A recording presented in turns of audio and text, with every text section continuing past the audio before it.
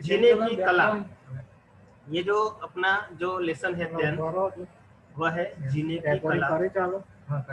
सबसे पहले मैं पीडीएफ फाइल ओपन करने से पहले हमें समझ लेना चाहिए कि जो जीने की जो कला है, मतलब इसमें जो क्या कहना चाहते हैं जो लेखक है वह मतलब हमें कला सिखाते हैं, आर्ट, जीवन जीने की कला।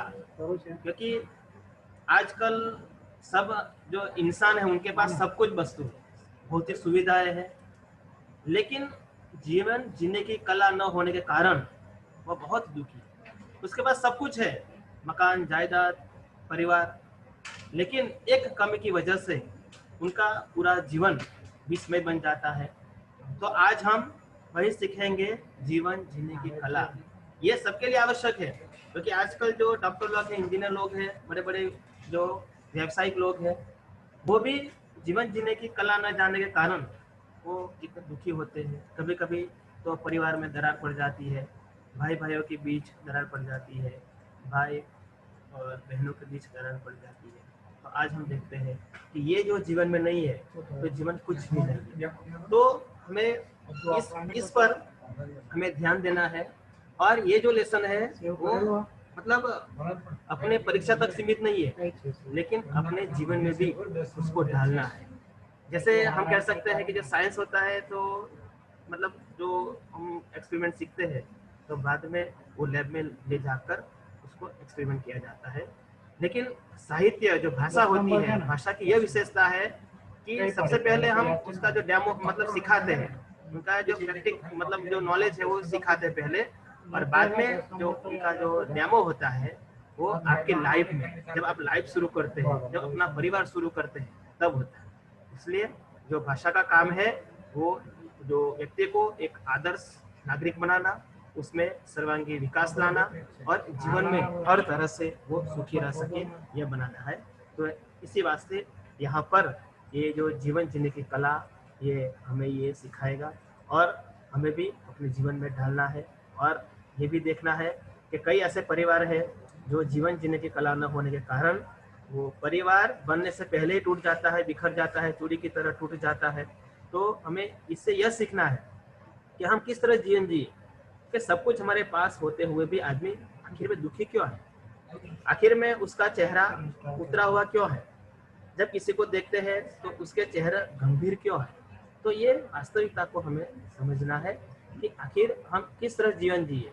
किसी के पास पहले के ऋषि मुनि देखते हैं, पहले के लोग देखते हैं, उनके पास कुछ नहीं था, रहने की झोपड़ी थी, खाने का 2 वक्त मतलब खाना नसीब होता था, न कोई भौतिक सुविधाएं थी।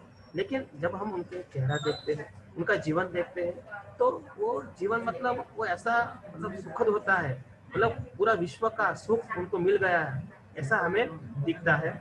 तो ये क्या है, जीवन जीने की कला, मतलब उसने जीवन किस तरह जिया जाए वो ढांचा सीख लिया था। तो हमें आज के समय में हम देखते हैं कि अधिक से अधिक लोग सुसाइड करते हैं। भाई हम देखते हैं कि वो पीएसआई था, वो कलेक्टर था, तो ऐसे पोस्ट पे होने के बावजूद भी उनको सुसाइड करने की जरूरत क्यों पड़ी, आत्महत्या करने की जरूरत क्यों पड़ी। तो हम देखते हैं कि जब चिंतन करते हैं तब पता चलता है कि उनके पास सब कुछ था, बहुत सारा बैलेंस था, मकान था, परिवार भी था, लेकिन जीवन जीने की कला उनके पास है। तो आज के समय में यदि हमें अच्छा जीवन यापन करना है तो हमें जीवन जीने की कला को सीखना है, और ये कला हमें इस लेसन में से सीखने को मिलेगी। तो ये जो मतलब ये जो पाठ है उसका जो लेखक है मौलाना अबुल कलाम आज़ाद, आज़ाद पेट नेम है। तो सबसे पहले हम जो कवि का परिचय है वो जानेंगे। यहाँ पर जो अबुल कलाम आज़ाद है, जब हमारा देश आज़ाद हुआ तो उस स्वतंत्र भारत के पहले शिक्षा मंत्री थे, और वो जाने माने शिक्षाविद भी थे, चिंतक भी थे। उनके लिए कहा जाता है कि उनको अरबी भाषा का बहुत ज्ञान था, और जिस प्रकार हिंदी साहित्य में जो हजारी प्रसाद द्विवेदी है, उन्होंने ललित चिंतनात्मक निबंध में अपनी जो लेखनी चलाई थी, तो उसी प्रकार मौलाना अबुल कलाम आज़ाद ने भी गद्य साहित्य में चिंतनात्मक एवं ललित निबंध लिखकर हिंदी साहित्य को समृद्ध करने में बहुत सारा योगदान प्रदान किया। अब उनका जो चिंतन का जो विषय रहा है वह है मनुष्य को सर्वश्रेष्ठ प्राणी बनाना।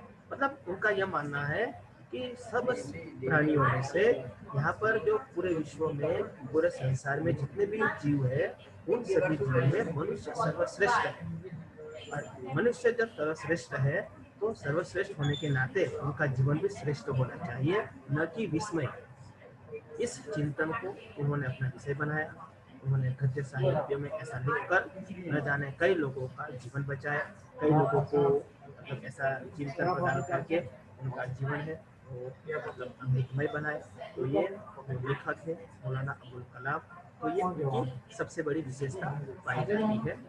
ये जो जीने की कला, जीना मतलब जीवन, तो ये जो जीने की जो कला है, ये जो इसका जो प्रकार है वो निबंध, मतलब ये निबंध का मतलब है कि हमें इस मतलब निबंध के माध्यम से हमें कोई ना कोई मैसेज मिले और ये मैसेज हमें यहाँ से सीखना।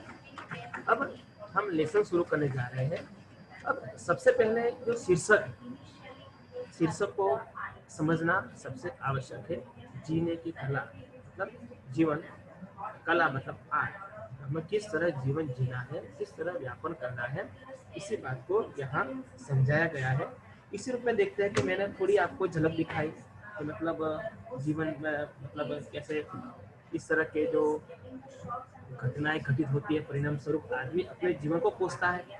अपने जीवन में इतना दुख मतलब वो मतलब मान लेता है कि जीवन को वहीं पर स्टॉप कर देता है, मतलब आत्महत्या कर देता है। तो ये मैंने थोड़ी बात बताई, झलक बताई। तो यहाँ पर ऐसे कई तरह के जो पॉइंट्स है जिससे हमें पता चलेगा कि जीवन कुछ नहीं है। जीवन जो है वह है सिर्फ कला, किस तरह जीना है। जीवन का मतलब है हमें आनंद से जीवन यापन करना है। यही ये पूरा जो लेसन है, लेसन का सार निकलेगा। इसी रूप में हम देखते हैं ये जो शीर्षक है वो अपने आप में सार्थक है, क्योंकि कभी कभी शीर्षक कुछ होता है उसकी स्टोरी भी कुछ होती है। देखिए यहाँ स्पीकर बंद, बेटा कौन स्पीकर चालू है? स्पीकर चालू करवाना नहीं। इसी रूप में हम जब देखते हैं कि जो शीर्षक है वो अपने आप में सार्थक है। अब हम लेसन की शुरुआत करते हैं। हम लेसन की शुरुआत करते हैं कि पहला जो पॉइंट है एक आवश्यक कला, इसके बारे में बात है कि जो लोग मानते हैं कि जीवन में हमें बड़े बड़े काम के लिए जीवन मिला है, बड़ा बड़ा काम करना है, ऐसा काम करना है कि पूरी दुनिया में अपना नाम हो जाए। लेकिन जब हम जानते हैं कि यहाँ सबसे बड़ा काम क्या है, खुद का जीवन। मतलब हम सबके बारे में सोचते हैं, सबका देखते हैं, पूरे दुनिया के बारे में सोचते हैं, संसार के बारे में सोचते हैं, लेकिन एक आवश्यक कला क्या है कि हमें अपने जीवन को, खुद का जीवन देखना है। मतलब अपना खुद का जीवन कैसा है, कभी आपने झांका अपने जीवन में कि हमारा जीवन क्या है। अर्थात जीवन को हंसी खुशी में ही काट देना है, यही एक आवश्यक कला है।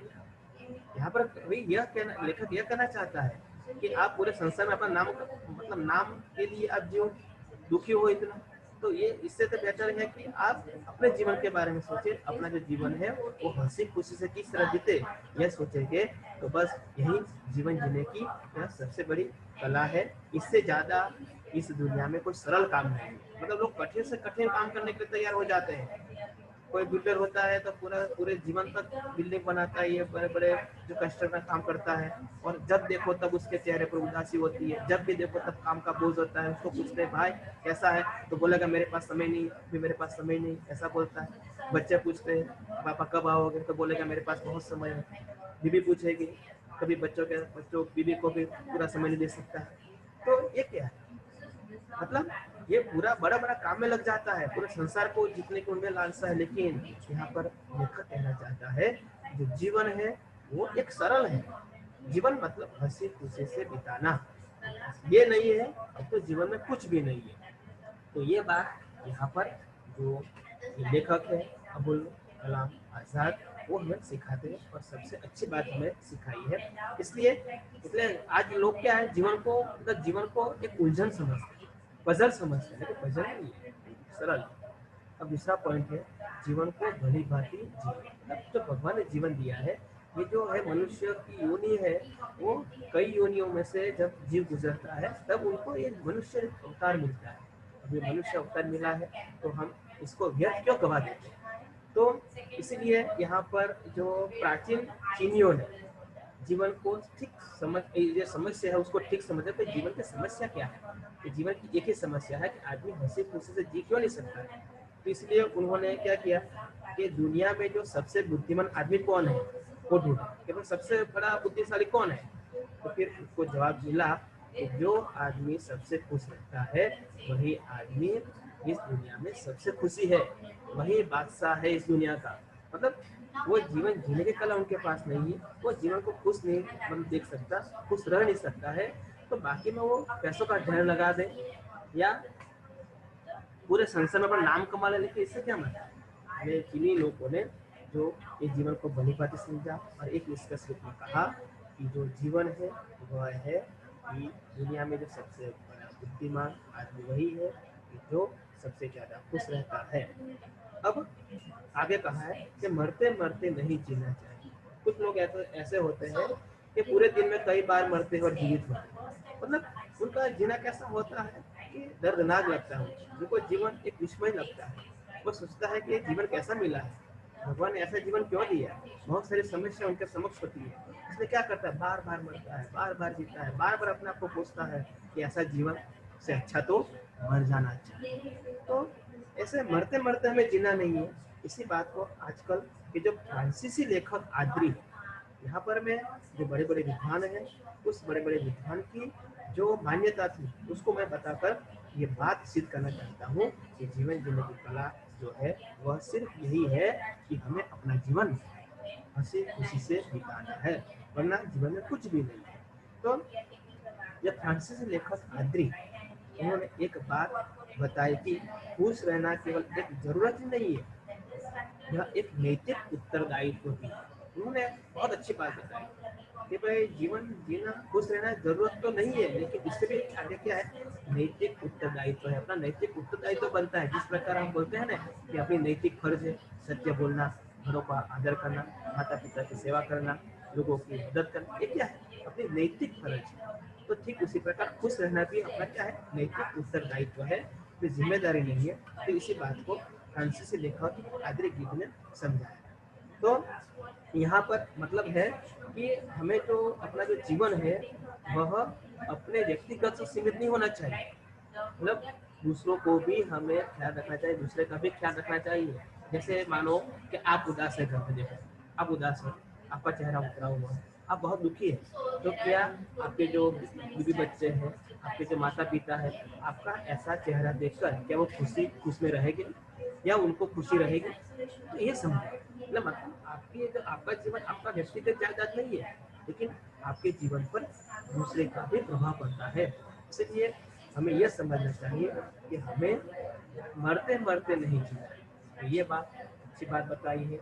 और आगे जो बात बताई है कि हमारा जीवन एक शीशा घर है, तो बहुत अच्छी बात बताई, शीशा घर। जैसे आपने शीशा घर देखा होगा, तो शीशा घर में जब आप अंदर एंट्री लगाते हैं, मतलब अंदर जाते हैं, तो आपकी परछाई एक नहीं सैकड़ों शीशों पर पड़ती है। समझना मेरी बात। मैं इस उदाहरण के द्वारा यह समझाने जा रहा हूँ कि जीवन जीने की कला हंसी खुशी है। इसलिए लेखक ने यह बात बताई कि हमारा जीवन एक शीशा घर, किस तरह शीशा घर है, जैसे शीशे का बना हुआ घर हो, इसमें आप जाते हैं तो आप जैसे अंदर जाते हैं तो आपकी सैकड़ों जो तस्वीरें हैं उस शीशे घर में दिखाई पड़ती है। तो ठीक उसी प्रकार आपका जो जीवन है वो व्यक्तिगत नहीं है। आप जब दुखी हैं, आपका चेहरा उतरा हुआ है, आप निराश है, आप काम के बोझ के मारे आप दब गए हैं, आपकी मानसिकता ठीक नहीं है, उसी वक्त आप देखते हैं कि आप एक शीशा घर है। कैसे शीशा घर है? जैसे ही आप घर में रहते हैं तो इसका प्रभाव आपके बीवी बच्चों पर पड़ेगा, आपके माता पिता पर पड़ेगा, और वो भी मतलब वो खुद से नहीं रह पाएंगे।